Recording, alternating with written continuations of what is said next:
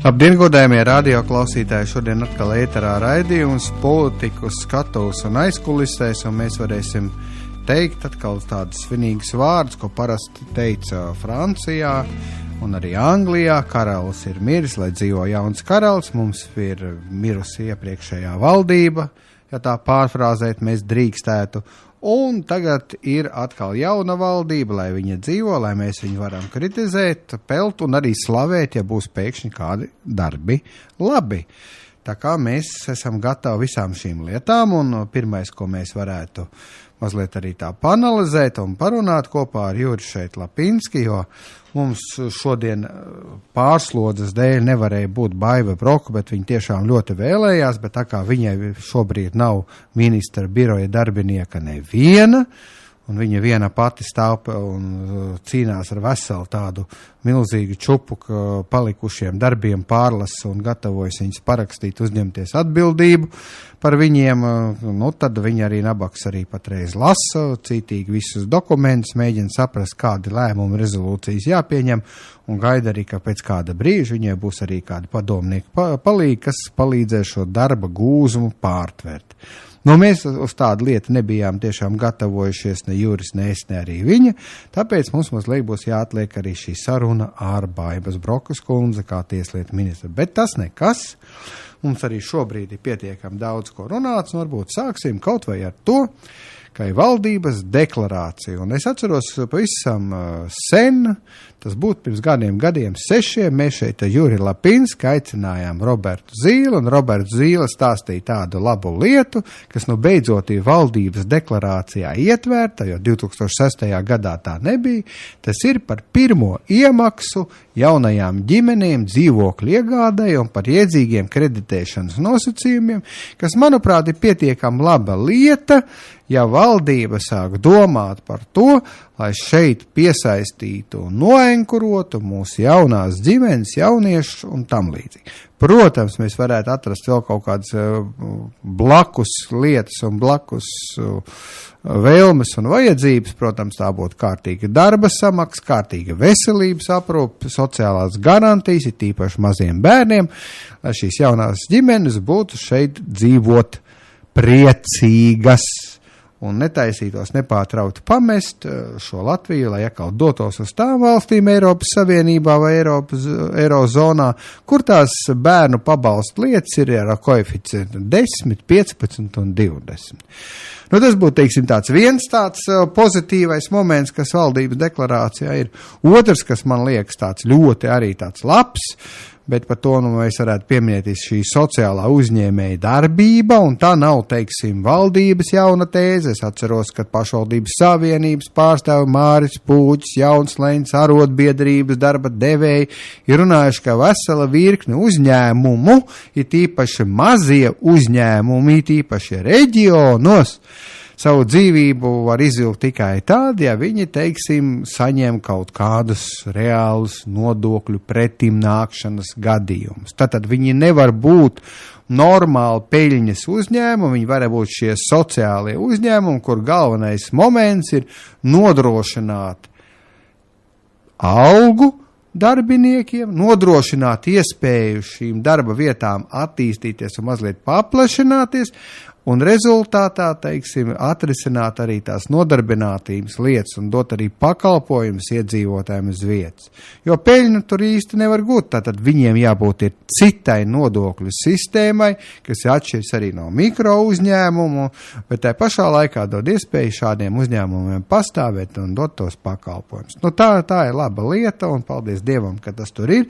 Vēl tikai ir tas ne tikai deklaratīvi, teorētiski jāpostulē, bet ir arī jāizstrādā līdz tādam līmenim, lai tas būtu arī iespējams piemērot tiem uzņēmumiem, kuri, nu, godīgi teiksim, raksta daļēji minimālo algu, no kuras arī raksta to nodokļu summiņu, ko viņi it kā maksā valstī, un tad vēl mēģina iebraukt kaut kādos zaudējumos, lai būtu pēc iespējas mazāk jāmaksā kaut kāda cita nodokļa. Tā kā šeit ir tāda lieta, kas ir pozitīva. Nākamais, ko es gribētu, protams, teikt, ka jā, nu tur ir runāts daudz par pedagogiem ir runāts visi strādās veidos, kad būs arī darba samaksas paaugstinājums, ka būs arī, darba samaksas grafiks turpmākajiem gadiem, bet nekas nav teikts, ka šogad palielinās darba samaksas. Ko mēs no savas puses varam teikt?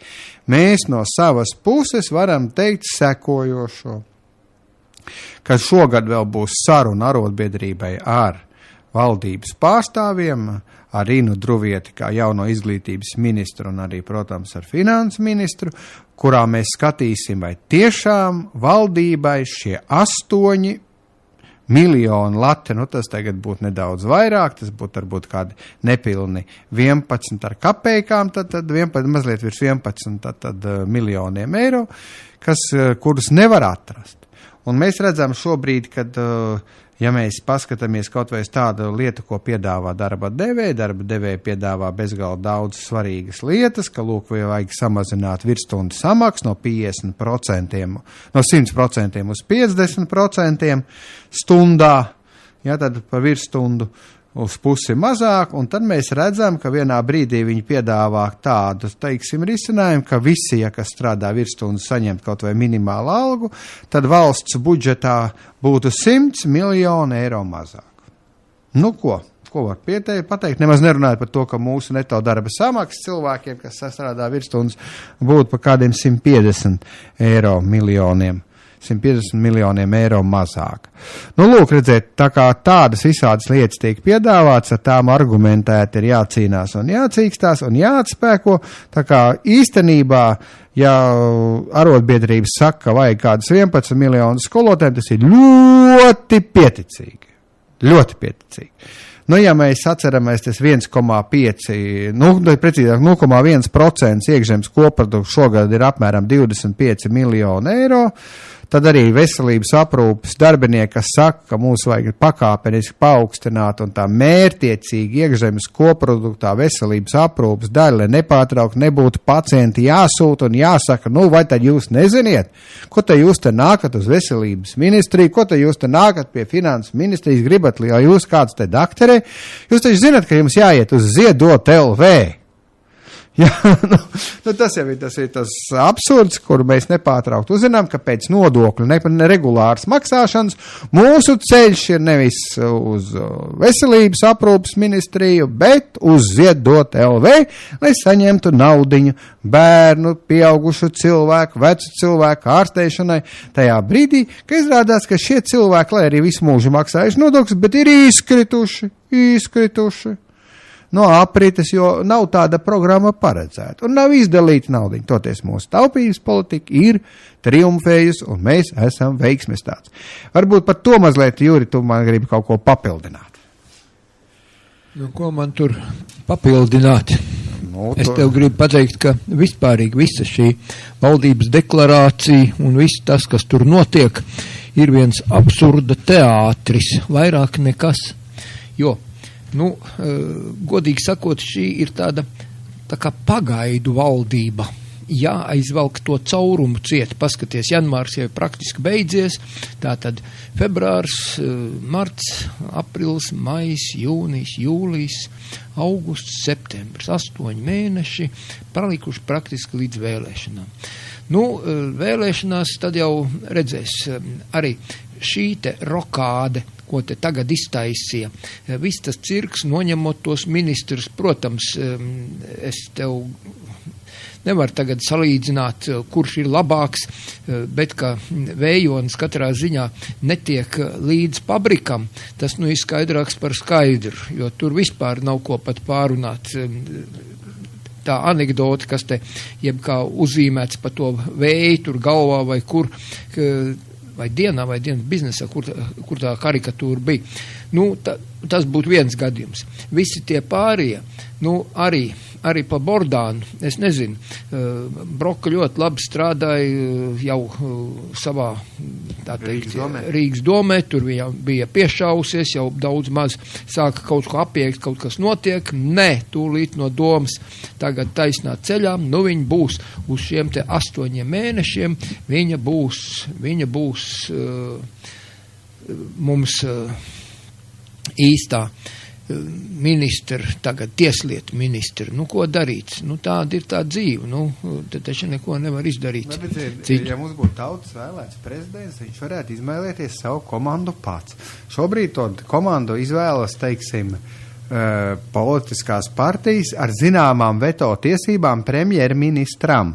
Nevis piemeklēt cilvēku, bet pateikt vienkārši, ka votu šito es negribu. Es atvainojos, lūk, šito es negribu. Jā, Egil, redzi, es domāju, ka te no tām personālijām arī ļoti maz kas atkarājas, jo tās direktīvas, kuras ir saņemtas no Briseles, paskaties, nu jā. Pat atkal par tiem kūpinājumiem, lai tur tas benzopirēna līmenis nepārsniegt. Tas, godīgi sakot, liek atteikties no visa. Es atceros, es bērndienās ēdu to cūkas speķīti, kas tur skurstenī bija nožāvēts no vecās mammas, no laukiem ved, godīgi sakot, nebūtu bijis no laukiem tas atvestās cūciņas. Es nezinu, kā mēs pēc karte Rīgā 3 bērni būtu izdzīvojuši ar vecākiem.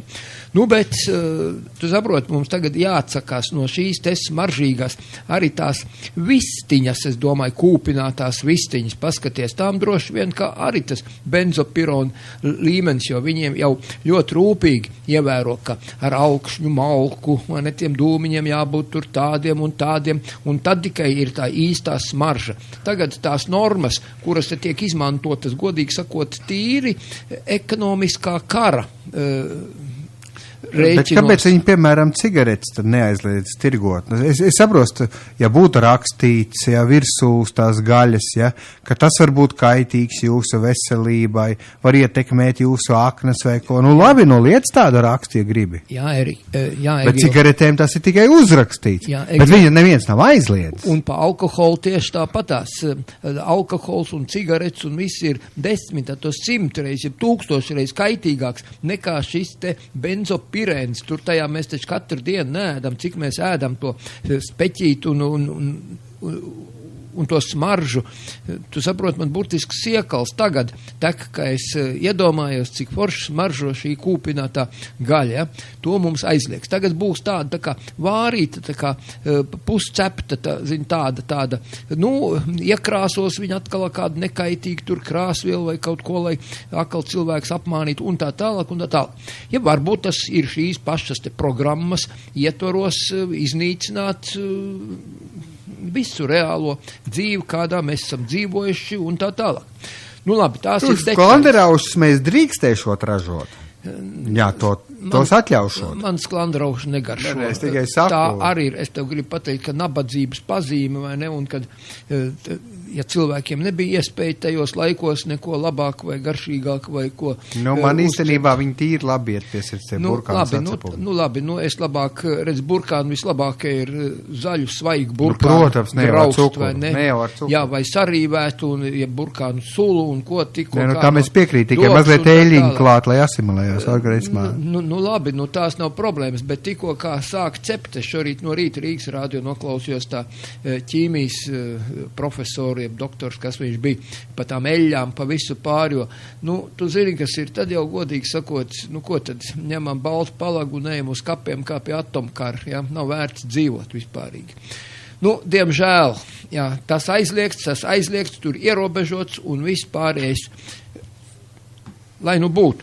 Bet, atgriežoties pie šīs te valdības, diemžēl nezinu, ko Straujuma darīs. Protams, viņa apsolīja, ka no Dombrovska iesāktā kursa viņai neko nemainīs un viss tā ies kā gājis. Tas ir Latvijai ceļš uz kapiem. Diemžēl šis Dombrovska jostas savilkšanas kurs, šie nedaudzie solījumi tur pa tām kapējkām uzlabot. Paskaties, tūlīt elektrība no 1. aprīļa. Tā kautrīgi mums tagad jau sagatavo. Tagad jau pēc eiro ieviešanas tā vairāk tas procents ir palielināts. 7 līdz 12 viņi saka. Nē, saka jau 30 pat. Mājasaimniecībām varētu būt pat 30. Jā.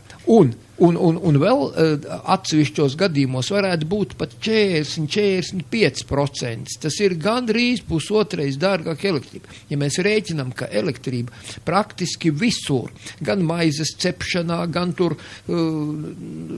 visās dzīves sfērās mēs bez elektrības praktiski nevaram dzīvot. Ne tikai tur apgaismojums un vispārējais, bet it sevišķi tur, kur vajadzīgas ir šīs te siltums no elektrības, jo ir vietas, kur citādāk nevar. Tad rēķini pie šīs elektrības cenas celšanās, arī tas Liepājas metalurgs. Paskaties, viņi nopirka tās jaunās elektroloka krāsnes uz tīra elektrību. Un arī, godīgi sakot, viņi bankrotē faktiski, es tagad neskaršu šīs personālijas 3 dievu izredzētās, bet, godīgi sakot, visi tie plāni un rēķini sabruka ar dēļ, ka tā elektrība, godīgi sakot, sāk traucēt. Tas bija obligātā iepirkuma komponenti, kas viņiem bija jāmaksā jau miljoniem latu gadā. Jā. Pagājušā gadā 8 miljoni, šogad jau vēl vairāk. Protams, ka viņiem arī tas apgrūtina biznesu. Es nerunāšu, ka viņu metodas biznesā nemaz nebija tās labas. Jā. Un ka viņi nebija tie, kas rūpējās par strādnieku cilvēkiem.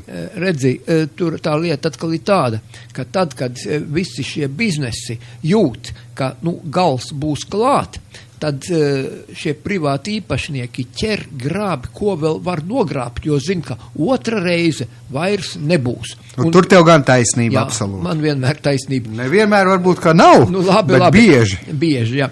Redzi, un pie šīs te sistēmas, pie šiem principiem, tad arī viņi darīja. Var sakot, uzgrieza tā, lai riktīgi tā būda rūts, paņēma repš parakstīja to aizdevumu garantiju. Taču nesot lasījis, kā viņš teica. Ko tu viņš tur iedziļināsies, tā ir padomnieki skatījuši. Protams, un ekonomisti un vēl visādi speciālisti un viss, bet fakts kā tāds, ka galvenais, ka to aizņēmumu paņēma, un tad, kad sajūta, ka pie šīs te jaunās elektrības cenas un vēl daudzi citi, redzi, tur jau daudz tie iemesli, ja būtu tikai viens, tad jau arī nekas.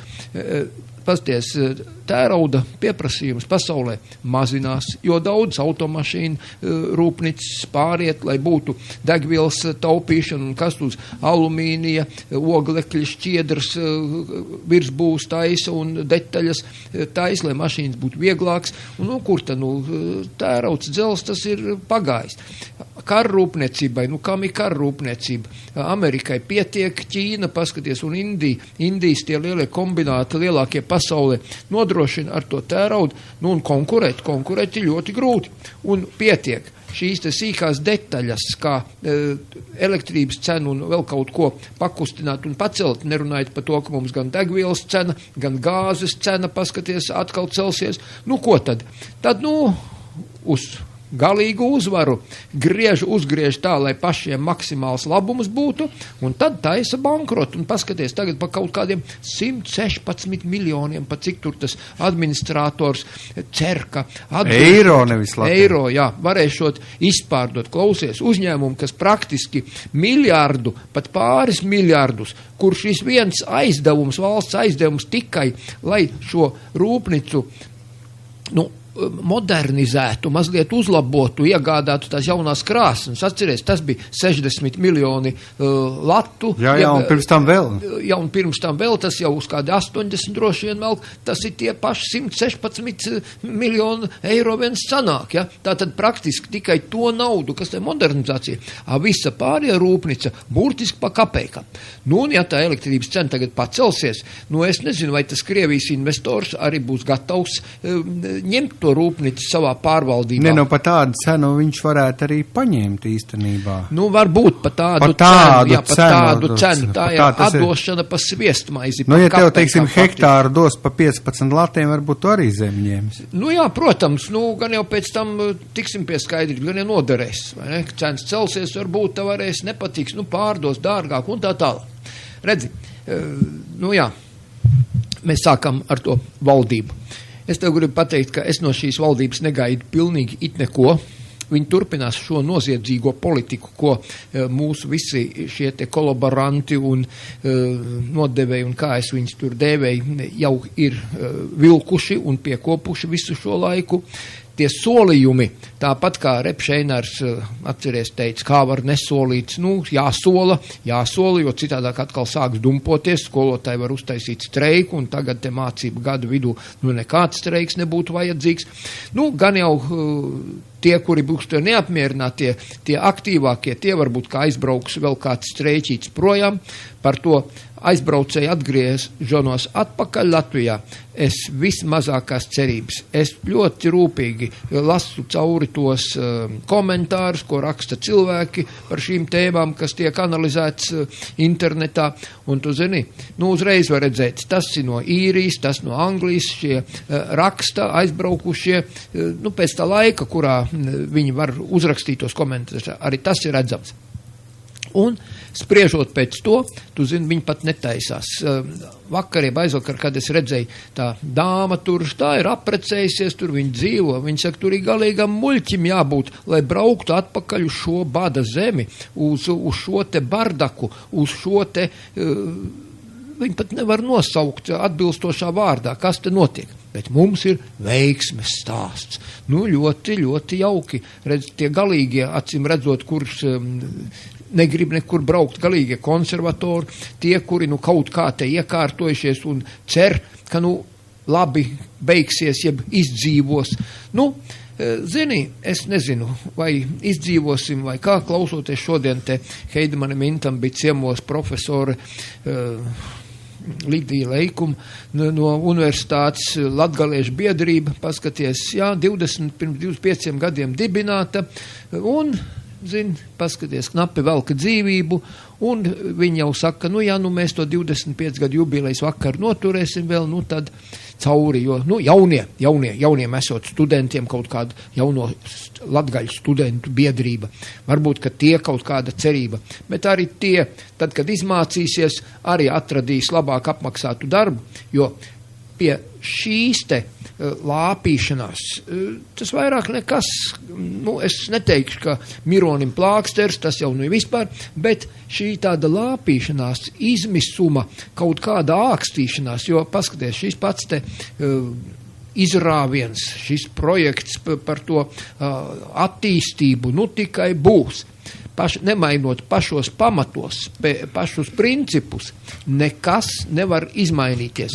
Tur es tev pilnīgi piekrītu, kaut vai pati tā darba samaksas politika, ja netiek mainīta, tad jau nekas netiks atrisināts. Un ja nepaskatīsies uz to, ka mums gandrīz 99% ir mazie un mikro uzņēmumi, un neņems to vērā, ka šiem uzņēmumiem nevar būt tas pats nodokļu sistēmas variants, kāds ir attiecīgi lielajiem uzņēmumiem. Kad viņi ir reģionos tālu, dziļi, tad viņiem atkal ir jābūt atšķirīgiem, tad, protams, šis plakanais uzņēmēja darbības nodoklis nodrošinās tikai to, ka mums būs nepārtraukta ēna ekonomika, izvairīšanās no nodokļu maksāšanas un gala rezultātā maz darba vietas. Paskaties uzmanīgi, mums tagad ir 9,9%, atkal 9,9% bezdarbs, un tas ir reģistrētais bezdarbs. Un tas parāda to, ka, protams, lai arī situācija ir labāka nekā 2008. 2009. gadā darba vietā, mēs neko neesam atrisinājuši, ja mēs nerisinām darba samaksas jautājumus. Un mums nepārtraukti stāsta par to, ka darba spēka izmaksas ir briesmīgi liels. Tās ir briesmīgi liels tur, kur nevar nopelnīt. Ir tādas vietas, kur ir vajadzīgs, teiksim, šis sociālais uzņēmums, kā es teiktu, mikro uzņēmums, tur, bet citur vairs nē. Egili, redzi, man ļoti patīk, mēs to procentu skaitam.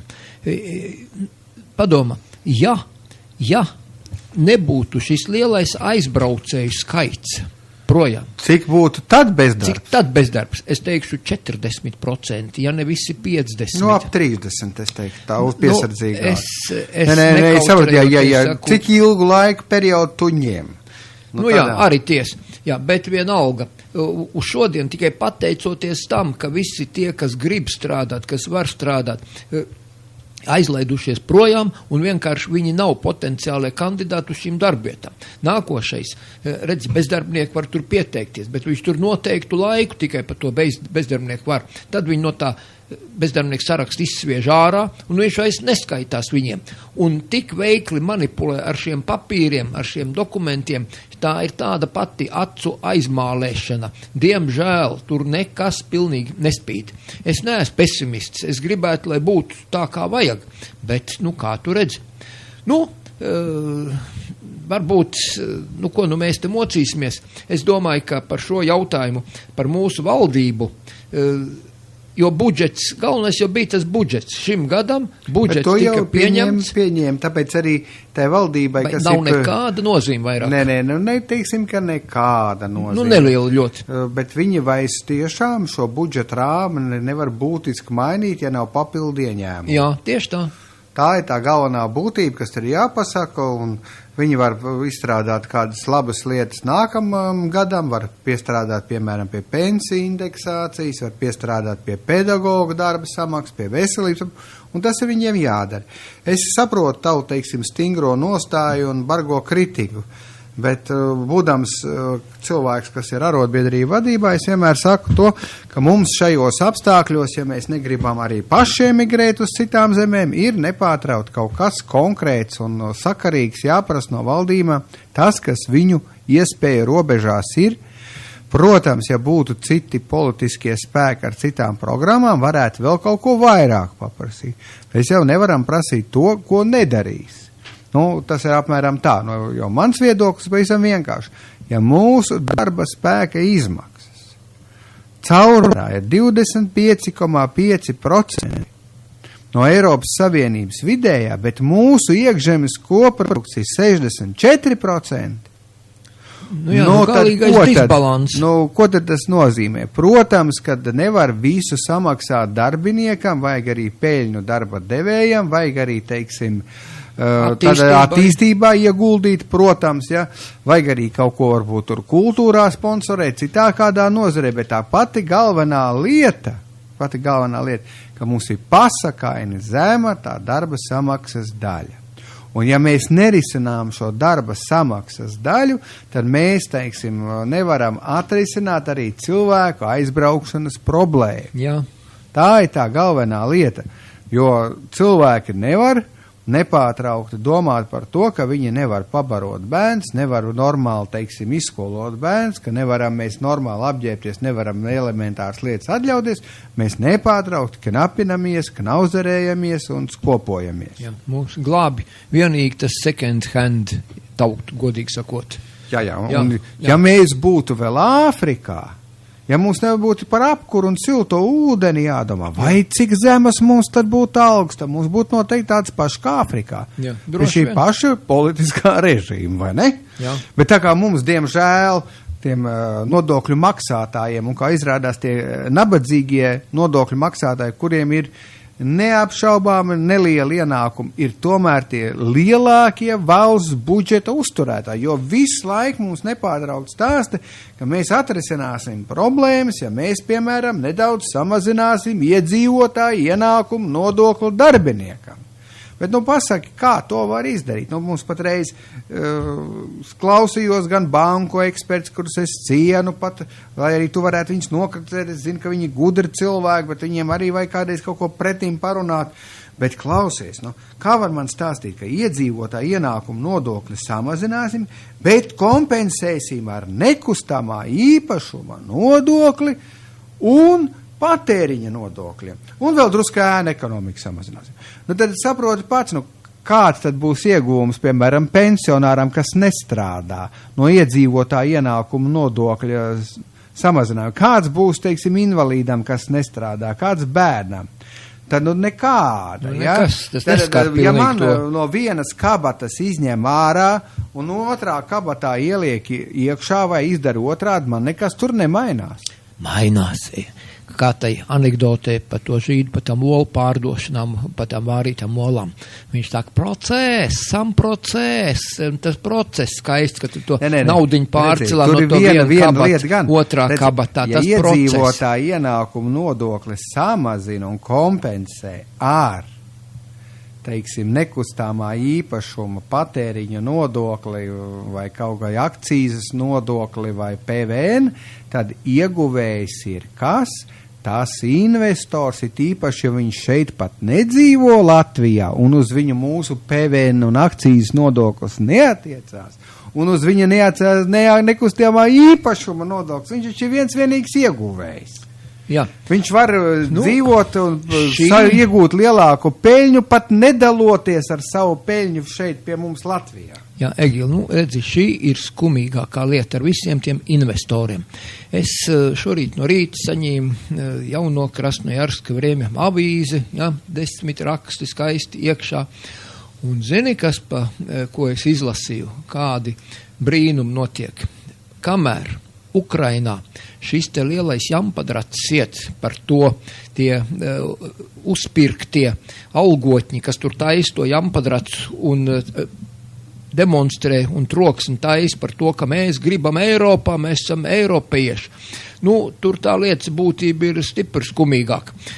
Ir daži signāli, ka viņiem tā krīze tur ir dēļ to, ka Janukoviča dēlam biznes tur neiet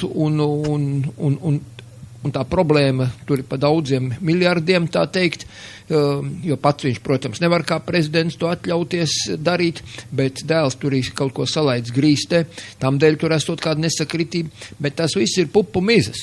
Skaistākais, ko tu vienkārši nestādies pat priekšā, cik tu domā, Krimā ķīniešu tiks nometināti? Nezinu, un ko tad tos nabaga Krimas tatārus liks? Krimas tatāri, es domāju, ka būs spiesti, ne tā kā Staļins visus Krimas tatārus izveda viņus ārā, tāpēc, ka godīgi sakot, Krievijas žīdiem tika piedāvāts Krimas variants, lai tur varētu nodibināt, Izraels valsti. Jā, tie ir ļoti jocīgi jautājumi.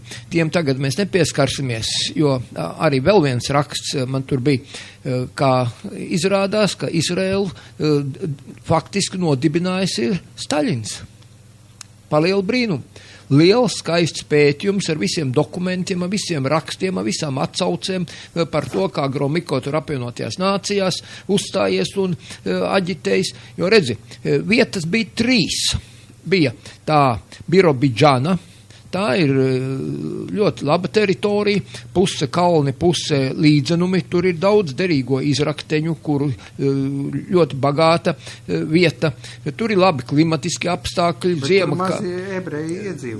kā ziema, pagaidi, redzi, tur jau viņi pārcelšanās naudas maksāja un brauca pat no Palestīnas, jo Palestīna tas jampadrats gāja, kamēr tā Palestīna bija Angļu protektorāts, gāja tur ņigu, tur spridzināja, šaudījās un nekāda labi apstākļi nebija. Bet redzi, tā lieta ir daudz sarežģītāka, un par šo jautājumu mēs acīm redzot atsevišķi pārunāsim. Bet tagad es par to Krimu gribu. Tajā Krimā izrādās, kamēr pat labāk tas Eiromaidens jampadrats ciet un pasties cilvēks nošauja un ko. Tikmēr Janukovičs ar ārlietu ministri izrādās pabijuši bija Ķīnā, Pekinā. Bija. Un redzi, ko viņi ir apsolījuši, tu zini? Nē. Krimā taisīs lielo graudu pārkraušanas bāzi. Viņi pat zem šo visu lielo troksni ir notirgojuši ķīniešiem 160,000 hektārus. Vai daudz vai maz, cik Krimi liela? Lielāk pa Latviju vai mazāk? Mazāk mazliet. Nedaudz. Tad redzi, Latvijā tie 100,000 hektāru mežu vienai zviedru firmai pieder. Bet šeit viņi ir pārdevuši 160,000 hektāru, uz kuriem audzēs graudus. Kviešus. Audzēs graudus. Nevis vīnogs, tas jau mazliet izšķērdīt. Ķīnieši audzēs graudus, un pie tam viņi paredzējuši, pēc tiem mūsu standarta rēķiniem, tur varētu uz tiem, vispirms, kas pa lietu. Viņi ķīnieši tagad 25 metru dziļumu. Roka ārā smilti no tās sauszemes, taisīs dziļūdens ostu ar vismaz, lai ar 19 metru iegrimi lielie okeāna kuģi varētu iet iekšā. tas viss tas kanāls arī būs apmēram iestiepsies iekšā, apmēram arī 25 kilometrus. 25 kilometru garumā pa krasta līniju būs visas šīs ostas, celtnes, dzelzceļi, sliedes, kuģu iekraušana, izkraušana. Tas viss Krimā iekšā? Tas viss Krimā iekšā. Un ar Krimā viņi grib taisīt arī tās lielās labību laukus? Jā. Ar pilienu laistīšanu. Nē, pie pašas tie kalniem ir tur tuvāk pie jūras. Visi tie skaistie skati, kādas mums tur rāda, Bezdalīgu, Ligzdas un kādas tur. Ar Eipatoriju būšot cauri. Tā lielā atpūtas bāze, jo tās smiltis tur plūst iekšā tie kanālā no jūras, tur miljoniem tonnu, to vajadzēs nepārtraukti pumpēt un skalot ārā. Atceries, mums te Rīgā šī lielā pie Vanšu tilta, tā lielā smilšu kaudze, kas bija. To jau izsūknēja, arī lai padziļinātu tur Daugavas gultni, lai tie lielie laineri, tie lielie kruīzkuģi, tie Tallink un tie varētu ienākt iekšā, apgriezties apkārt un braukt atkal jūrā. Un tad, raugi, tātad 8 miljoni tonnas, 3 miljonu tonnu vietā, viņi cer ar uzlabotām šķirnēm, ar uzlabotām tehnoloģijām, un viņi iegūšot šos 8 miljonu tonnas, kuras visas transportēs prom vai nu uz Ķīnu, vai uz Eiropu, vai kur tā ir viņa problēma. Un tajos noteikumos pie visas šīs te celšanas lielās, tā pati firma, kas pat labam Panamas kanālu, paraleli tam Panamas kanālam taisa otru Panamas kanālu, kurš būs daudz platāks un dziļāks un taisnāks. Tas, protams, iešot caur kādu tur lielāko saldūdens ezeru, tamdēļ apdraudēta ir saldūdens rezerves tur Ekvadora, jeb Kolumbija, kas tur blakus ir, jeb Nikaragvai. Jā. Un redzi, arī šī te ekoloģija Krimā tikšot stipri sabojāt. Par to uztraucās visi tagad. Arī Krievija, starp citu, kur uzskata, ka tas ir viņa īpašums. Krieviem, protams, Sevastopolē, kā tu zini, tā ir Melnās jūras lielākā karosta, vai ne? Diemžēl, no Krimas nepaliks pāri vairs nekas praktiski. Jo līgumā jāteikt, un ķīnieši ir pieprasījuši, ka viņi ar šiem te Ukraiņu un Krievijas strādniekiem viņi nevar ne tur kontaktēties, neko darīt, bet 2,5 miljoni ķīniešu būs Krimā iekšā, un es domāju, ka tad viņi viņiem parādīs, ka die raki zimujut, kā viņi saka. Es domāju, ka uz tiem ķīniešiem droši vien neatieksies tas, ka tur tā viena jeb 2 bērnu politika, viņi tur varēs dzīvot, un šis līgums ir uz 50 gadiem. Ja uz 50 gadiem, citādāk nav vērts tur guldīt iekšā tos miljārdus, ko viņi taisās ieguldīt. Un lūk, šo te jauko darījumu Janukoviču un visa kompānija, kas tur ir pat labāk pie šprices, šo jautājumu ir nokārtojuši ķīniešiem. Cik viņi pretī naudas saņēmuši, tad nebija minēts? To neviens nezina. Redzi, tas ir konfidenciāli, tas ir noslēpums, kā pie mums arī valsts, viss ir valsts noslēpums. Paskaties, tās lielās lietas, tās cilvēkiem nav jāzina. Protams, tas dumpis tur iet pilnā sparā vaļā, un, protams, tagad šī lieta ir publiskota, tagad ir redzams, kas notiekās no vienas puses, no otras, no Eiropas puses skumīgākais, ko mēs nezinām, kas tur notiekās. Izrādās, kāpēc tie Ukraiņi vairāk uz to Krievijas puses skatās, izrādās, ka tā Eiropa Ukrainai faktiski esot vai parādā, vai iztaisījuši skādi pa kādiem 160 miljārdiem, un Ukrainas valdība ļoti nav mierā. Diez vai es tā ļoti piesardzīgi. Protams, to ir grūti zināt. Citādāk Līta pateiks, ka ķīnieši ar noslēdzot šādu līgumu viņiem iztaisījuši viņiem skādu. Protams, ja tu noslēdz tādu līgumu, tad jau tev skāda ir. Par to es nestrīdos, bet kāpēc tad ķīnieši vainīgi, taču pats es noslēdzu tādu? Jā, protams. Un acīm redzot, kāds ir saņēmis uz ķepu, kādam tas ir bijis ļoti izdevīgi. Kā saka, varēs Ķīnā dzīvot pensijā līdz mūža galam. Jā, bez kādām problēmām, tā kā kungs un ķeizars, kā pie komunismu. Tikpat kā Šveicē, jā. Ak, Dievs, redziet, tu saki kaut ko tādu, kas ir, un tā ir taisnība, tad īstenībā es tev varu pateikt, ka viņiem ir jābūt gan no tās Ķīnas. Es negribu teikt, ka Ķīna nav sadarbības cienīga valsts, bet jautājums ir par noslēgtiem līgumiem. Ja viņas noslēdz tādas, kad praktiski pašiem ir ļoti neizdevīgi, tad jau arī nekāda labuma nav. Ja izdevīgi dažiem cilvēkiem, tad jau arī nekāda labuma nav tautai. No? Egil, ķīniešiem ir vispārīgi jocīgi. Ķīnieši ir ļoti īpatnēji. Es atceros pirms kādiem gadiem 30, 40, ka es klausījos tās, ienaidnieku balsis, Amerikas balsis un vēl visādas. Ķīnas radio? Ķīnas radio to nestāstīja, bet to stāstīja, redzi, tur bija kaut kāda izstāde. Un austrālieši bija atveduši savas aitas tur rādīt, kā lauksaimniecības izstādi.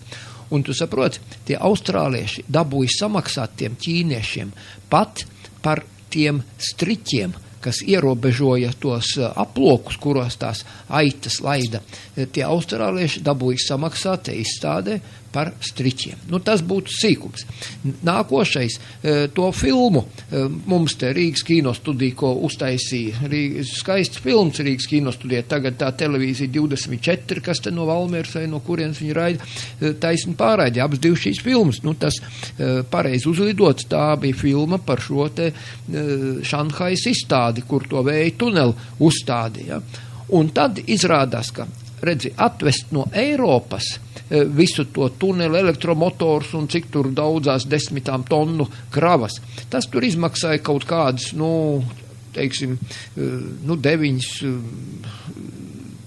tūkstoši, $10,000, cik uz kuģi, cik tas viņiem izmaksāja. Bet Ķīnā atvest no ostas līdz tai vietai, kur uzstādīs to vēja tuneli. Par to ķīnieši paprasīja kādus 20-25 tūkstošus.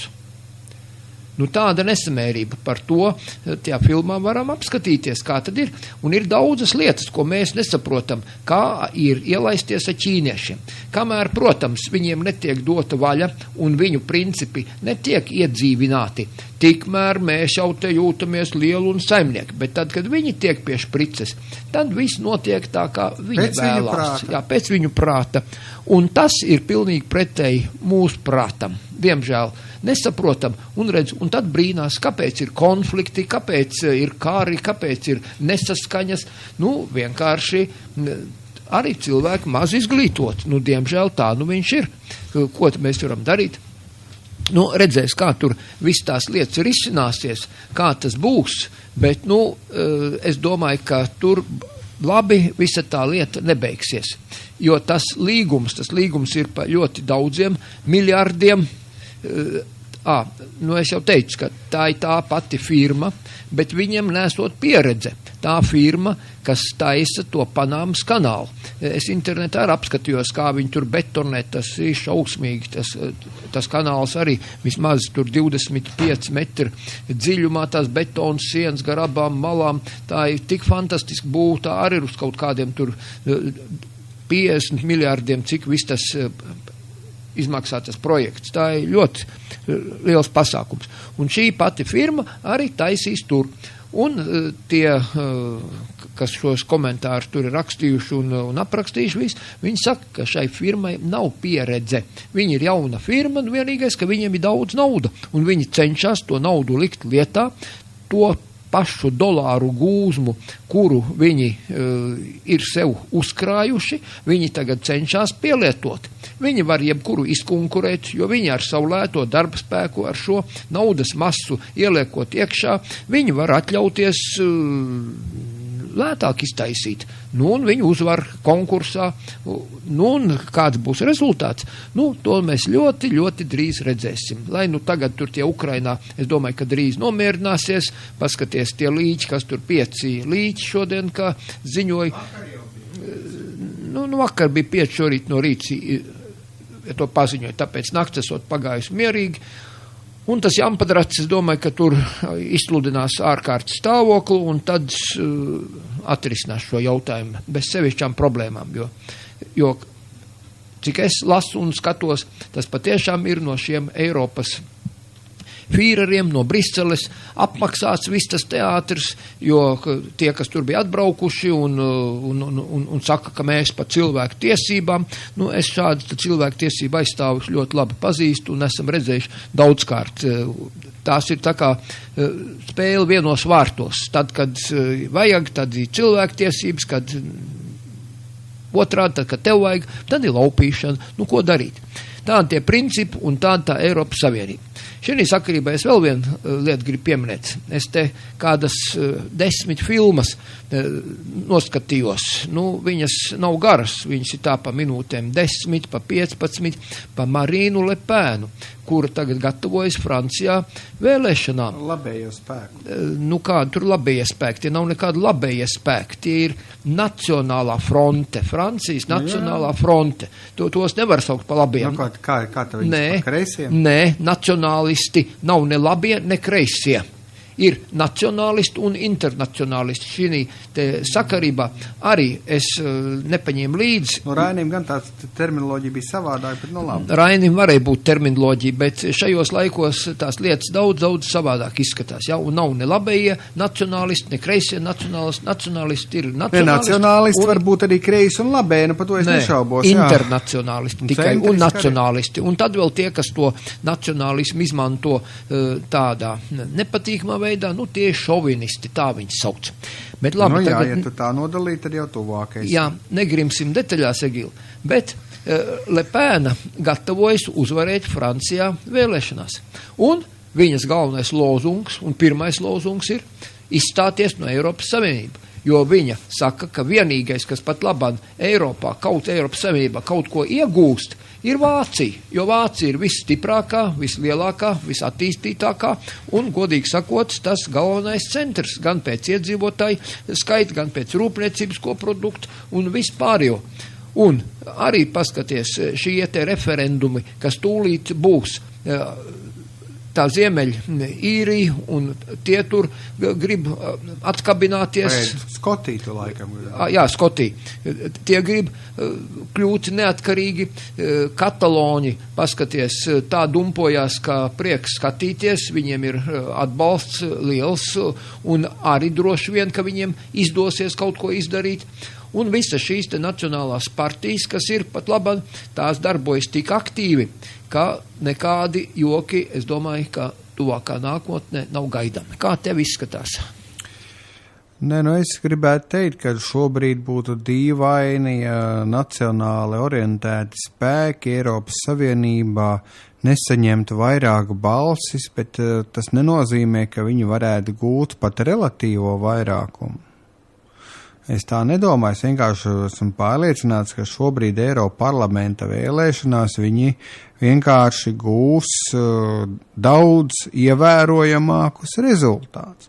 Vēl ir viena lieta, kas jāatzīst, ka tas ir atkarīgs, protams, no tā spēku samēra un sadalījuma, kāds ir dažādās valstīs, bet ņemot vērā to, ka Eiropas parlamenta vēlēšanas parasti apmeklē kādi 40% apmēram, maksimums 45-50%. Protams, ja nacionāli orientēti vēlētāji būs pietiekami labi organizēti, viņi var dabūt arī vairāk tās balsis. Nu, viņi ļoti aktivizējas, jo, saprot, visiem ir apnicies vienkārši šīs Eiropas diktāts, šie Eiropas principi. Viņiem jau tā masu mēdīju telpa nemaz tik liela nepieder, un tā smadzeņu skalošana ir pietiekama liela Eiropas Savienībā, un pat ja kādā valstī viņi izrausies priekšplānā, bet Eiropas parlamentā, es šaubos, vai viņi būs kaut kas lielāks par trešo grupu, pat pie vislabākiem viņu rezultātiem. Dzīvosim, redzēsim, jo, nekādu brīnumu jau mēs negaidām. Pat labam arī šis... Nē, Francijā viņi varētu nopelnīt vēl balsis, jo sociālistu valdība šobrīd, es uzskatu, ka tur ir pietiekami zemu reitingu. Viņi sakompromitējusies stipri. Pietiekami. Viņi varētu iziet, piemēram, uz kādu otro vietu vai pat pirmo teorētiski. Tur varētu būt Francijā, Varbūt kaut kas līdzīgs var parādīties Ungārijā, vēl kādā valstī, bet vai tas būs tik iespaidīgi Eiropas Savienības, ja es šaubos ļoti. Nu, dzīvosim, ievērojami nostiprināt pozīcijas, jā. Jā, Egil, dzīvosim, redzēsim. Nu, dzīvosim, redzēsim. Jā, jo arī tas jautājums par šo te finansēšanu, arī pat miermīlīgie Somi, nemaz tik miermīlīgi neskatās uz visām šīm problēmām. Jo, kā tu atceries, finansu ministre teica, ja mums būs šīs te bankas grimstošās jāfinansē un jāpalīdz viņas glābt, mēs nepiedalīsimies, mēs izstāsimies no eirozonas. Jā, bet tas ir tas, ko mēs savu muļķību izdarījām. Jā, protams. Mēs savu muļķību izdarījām. Redzi, Ruģēna Andrs ar šeit man pirms jaungadtajā raidījumā viņš teica, ko tad darīsim, ja tas eirozona nobruks un tas viss var gadīties, un ko tad mēs tos latus apakaļ, tie būs sadedzināti. Tie jau būs iznīcināti, jā. Tad prasīsim no Vilka, prasīsim no Dombrovska, prasīsim no visiem šiem te, būs jātaisa jākar pie lielā zvana vai staba, un jātaisa konfiskācijas. Es nezinu, kā mēs visu šo lietu tad saglābsim, Jā, tu jau zini, ka Dažlapas bankā prot nopelnīt 1,3 miljonus latu, un viņam ir īstenībā, kā bankas prezidentam, iespējas to darīt valsts bankā. Vai tas nav skaisti, ka var ar darbu nopelnīt 1,3 miljonus latu, kad minimālā alga mums ir, laikam nevis latu, bet vai laikam eiro jau tagad, jā? Egil, kāda starpība? Katrā ziņā, ja mēs rēķinam, tad vārdu sakot, tas ir nožēlojami. Kas tas pa darbu? Tie visi ir, godīgi sakot, plānā galdiņa urbēji, šīs te baltās apkaklītes vai baltās aprocītes. Diemžēl, saprotas, tie ir vienkārši prasti klerki, prasti ierēģi, bez kādām sevišķām tur gara spējām vai talantiem vai super izglītības vai ko. Šis te prastais kupiķi pradaķis, ja, ko šie dievi izredzētie realizē jau 1000 gadu laikos, tā nav liela māksla. Lētāk nopirkt un izmantojot savu nekaunību, jeb cilvēku nezināšanu, vienkārši dārgāk pārdot. Tas visu šo te principu balstās, un tur nekas labs nav gaidāms. Es vienīgais tev iebildīšu, ka es tiešām arī pazīstu diezgan gudrus valsts ierēģņus, bet viņi kā valsts ierēģņi ir instrumenti kāda rokās. Un tur ir tā visa nelaime. Jā, un viņi tiek regulēti, bīdīti, raustīti, kā marionetes, kā lelles leļu teātrī. Jā, tāds ir, kaut zināmā mērā tev ir taisnība, es negribu teikt obligāti kā marionetes, protams, viņi var aiziet, pārtraukt savu karjeru, viņi var aiz nekalpot, bet tad viņi zaudē visu. Un tā ir tāda sistēma, kas lielāko daļu piespiež nezaudēt visu un kļūt par tādiem, kā tu teici. Diemžēl. Labi, ko mēs te mocīsimies? Un teiksim paldies mūsu radioklausītājiem Jurim Lapinskim par to, ka mēs šeit tomēr parunājām, un nākamreiz mēs tik tiešām ceram arī kādus politiķus atgādāt, un valdības varbūt veidošanas grūtības būs garām, un mūsu radioklausītājiem būs mazliet vairāk svaigu vēsmu prātos un domās. Paldies mūsu mīļiem klausītājiem, rīt atkārtojums un uz sadzirdēšanos.